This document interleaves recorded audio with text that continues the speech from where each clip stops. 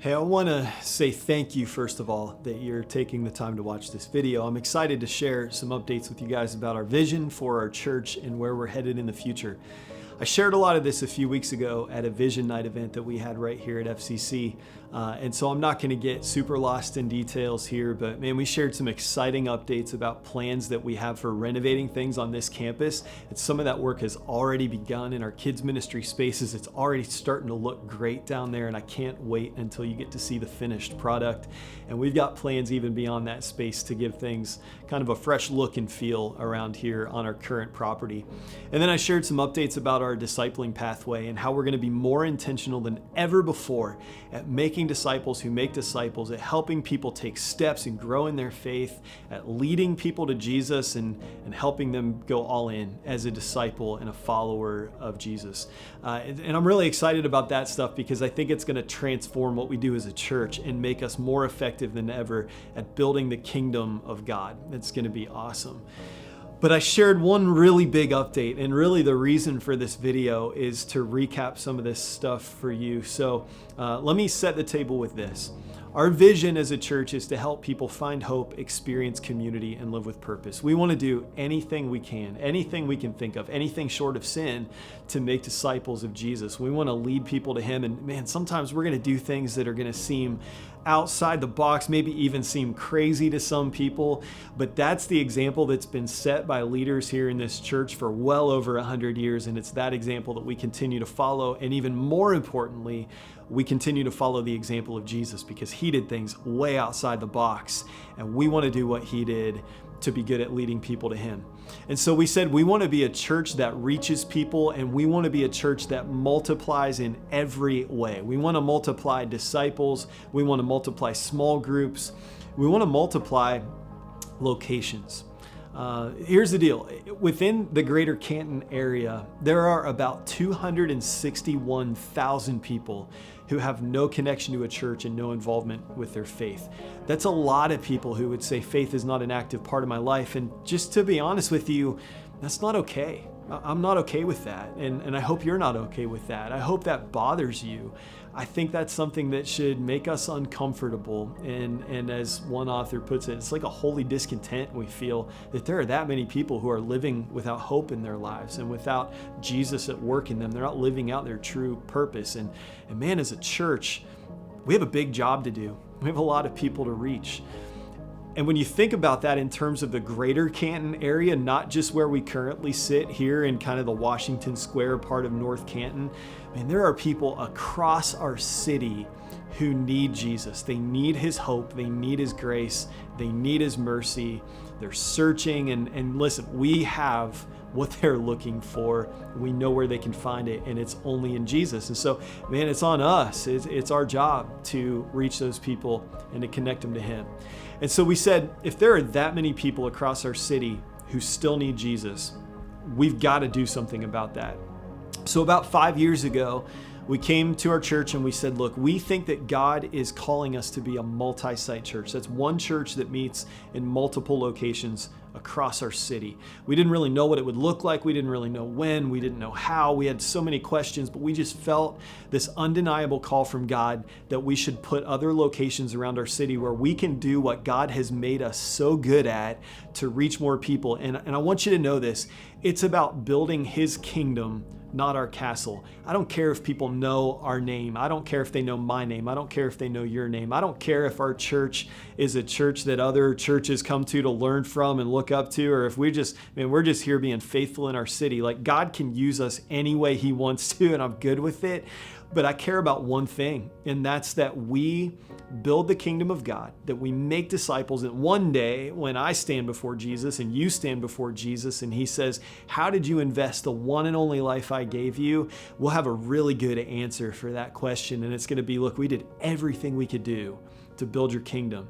And so when we talk about multiple locations across our city, that's the heartbeat behind it. It's to see people led to Jesus so that they can experience His hope in their lives. So again, about 5 years ago, we put that in front of you. And then obviously in the last 5 years, a lot has happened, the least of which is a pandemic. We've had some other curveballs thrown our way. But about 2 years ago, we came back to you and we said, hey, we've been praying, we've been thinking. We believe that God is calling us to put a location in Myers Lake. That's kind of the Hall of Fame southwest side of Canton, Whipple Avenue, that whole area down there south of Belden Village. We said, that's where we think God wants us to go. And so we started praying through that, and it just seemed like a door would open and close, and another door would open and close, and we got no traction. And about 6 months ago, after our January vision night, we said, hey, we either need to figure this out or we need to say, all right, God, what else might you be leading us to? And so we contacted a commercial real estate agent in the area, and he showed us 3 properties, 2 of which we knew right away were not options. But the third one was intriguing to us, mostly because about 2 years ago, it's the very first building and property that we looked at. And before we could even ask about it, it was off the market. But now it's come back and it's in front of us. And man, we just immediately knew this is a property that we need to look at.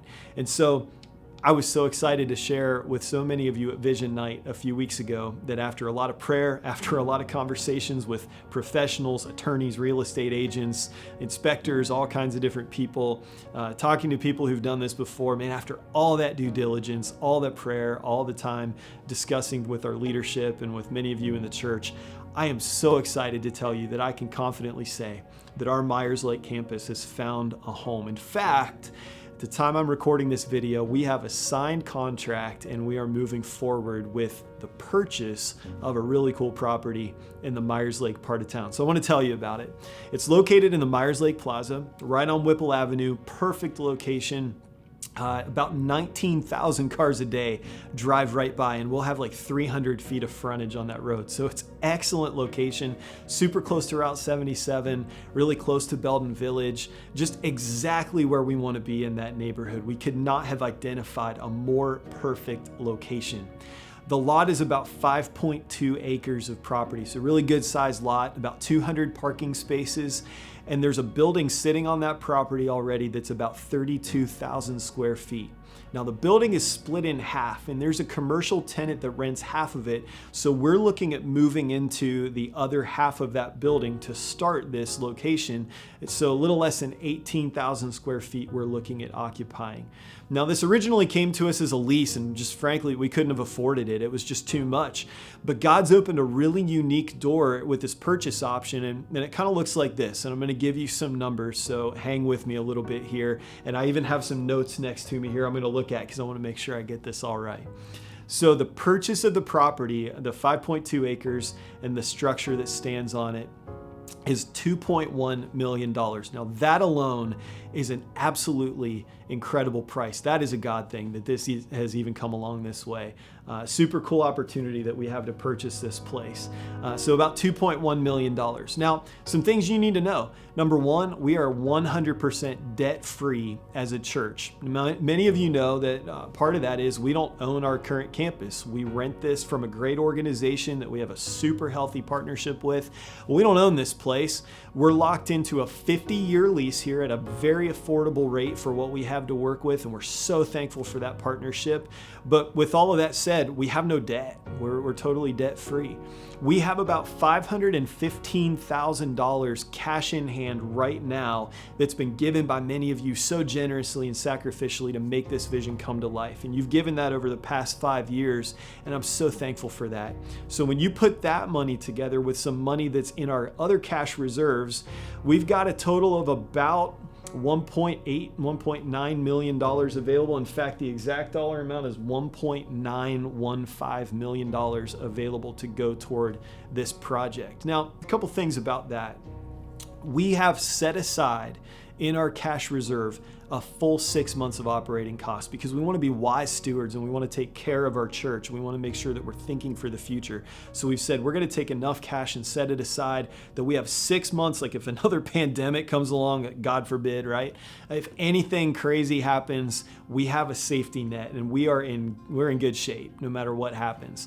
So I want you to know that we've set that aside. Now this $1.915 million is money that can go toward this campus, but again, it's $2.1 million to buy the place. So here's where that leaves us, okay? I would love, and this is my dream, guys, I would love to pay cash for this property. To be able to do that, we need another $185,000, and we need it by October 15th. See, we signed a contract and we're locked into 90 days to close on this place. That gives us 45 days for due diligence and 45 days to close. But if we can't raise that extra money, we're going to have to pursue a loan for the rest of the property. And I would love it if we could pay cash for this property. And let me tell you why that would be such a big deal. I mentioned that there's a commercial tenant in the building. There's actually a second on the property. And those tenants together pay about $10,000 a month total in rent. Now, the reason this is so cool is because if we could pay cash for the property, then the money that they pay in rent would finance more than $1 million worth of renovations on the property. In other words, we could take out a construction loan for north of $1 million and it wouldn't cost us a dime because the money would be paid for by those tenants. You just don't hear about that kind of stuff. It's so crazy. Only God could have opened a door like this. And I'm constantly amazed at how he has lined all this stuff up to make this work so that we can go and have a location in Myers Lake. Now that's if we can pay cash for the property. There are other possibilities, other ways that we could go about this. And honestly, I would love it if we could even raise a lot more than that. Like if we could raise several $100,000 over the next few months, we could leave some of the cash that we already have for the new campus set aside as an operating budget for that campus in their first year to take some of the initial financial strain off of them. That would just be amazing. I'll tell you this, there's going to be some renovation to do on the property. It's a great structure. The roof's in good shape. The foundation is good. But we've got to build some better restrooms. We're going to have to build a nice front door, a great way to get into the space. We've got to do some carpeting, some painting. We've got to prepare the place to be a location that's going to serve the community and a location where a church is going to be able to meet on the weekends. And so all in, we think we're going to be somewhere just north of $4 million. In fact, we haven't worked with an architect yet or a designer, but we think when we get to the end of this thing and it's all said and done, to be safe, we're estimating $4.3 million. And that includes the purchase of the property and all the renovations. So the more of that money that we can raise, the less we have to borrow, the better off we are. Now, I know that's a big number. And some of you think this is pretty wild, pretty crazy, right? But number one, it is amazing how God has continued to open doors financially like the commercial tenants. And number two, I'll tell you this, and this is, I'm being really transparent here. I lose a little sleep over this stuff because my preference would be that anytime we do anything, we just have the cash and we cut a check and we go for it, right? And sometimes I think God calls us to step out in faith and to do things where we have to trust him to provide or else it's not going to work. And that's what it looks like to follow Jesus. I think of Peter. When Jesus called him to get out of the boat and walk on water, and he didn't know how it was going to work, and it's storming, and he thought he might die, but he trusted Jesus and he got out of the boat and he walked on water. And man, the story he had to tell for the rest of his life was incredible, and it's because he had faith to step out, right? Think of Moses when he led the Israelites to the edge of the sea and the Egyptians are bearing down on them. They want to recapture the Israelites and take them back to Egypt. And Moses is thinking, man, we're done for. We got this giant sea in front of us. We have nowhere to go. Here's the Egyptians. They're going to kill us or take us hostage. And man, God parted the Red Sea and they crossed on dry ground. And eventually he led them to the promised land. I look at an example like that and I think Moses didn't have all the answers starting out, but he had faith and he trusted God. And so I tell you that because I don't have all the answers. And this is a really big vision. It's also with the heart that we want to build God's kingdom. And I have to believe that if we are following his lead, if we're pursuing what he wants to do in and through our church, then he's going to resource it and he's going to make it all happen. Now, partly, he's going to do that through you. He's going to do that because, man, we're going to pray together as a church. And we're just going to get on our knees, we're going to fall on our faces before God, and we're going to ask him to do what only he can do, and that is to provide for us as we work together to build his kingdom. And then there's this. I'm just going to ask if you would to be in prayer for how God might be prompting you to give to support this vision. I know some of you have already given so faithfully, so generously, and so sacrificially toward this, and you're saying, hey, I've already given, I can't give anymore. And to you, I would say, thank you so much for giving. We are so grateful, and you have been such an important part of this vision, and man, you've given, thank you for that, but we're not asking you for any more unless Jesus is telling you that you should give.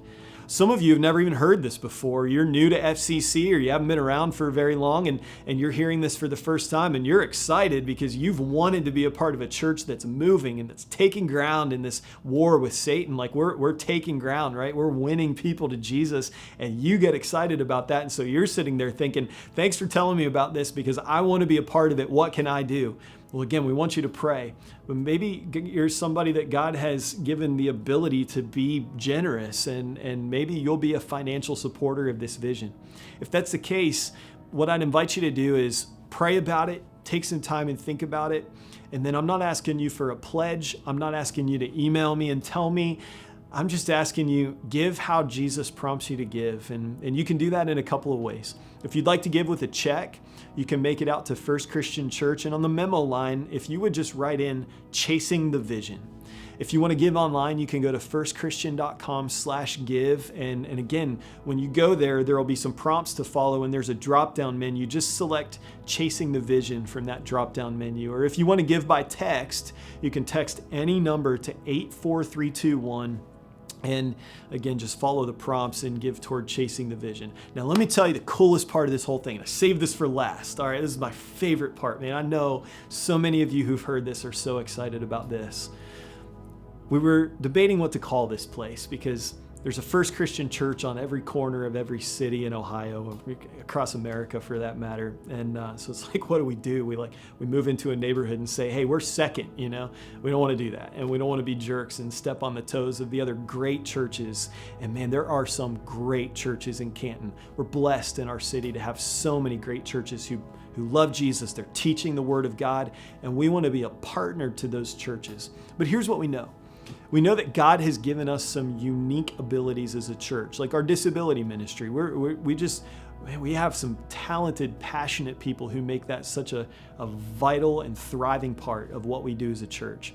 We know this, we're really good at serving our community through Common Goods and our food pantry, and we have a great partnership with Christian Counseling Associates and great local mission partners like Habitat for Humanity and Brew Pastors, Refuge of Hope, and Pregnancy Choices, and the Christian Children's Home, the Canton Christian Home, the great organizations in our city who are doing the work of God, and we want to resource them and send people to help them and work alongside them all across our city to reach people and make disciples.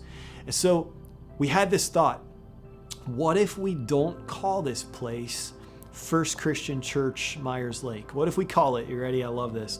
What if we call it the Hope Center?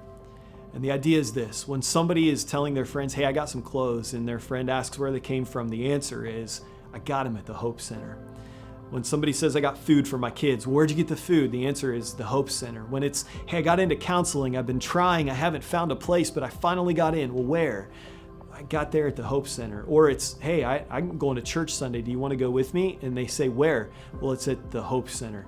I love that for two reasons. One, it's not about First Christian Church. It's about hope. It's about the hope of Jesus. And two, I think it's going to open doors for us with some people who maybe would be hesitant to walk into a church, but man, if they think there's hope and help for some of the problems they have in their lives, they will go there anytime, any day. Church, this is a way that we can be the hands and feet of Jesus to our city.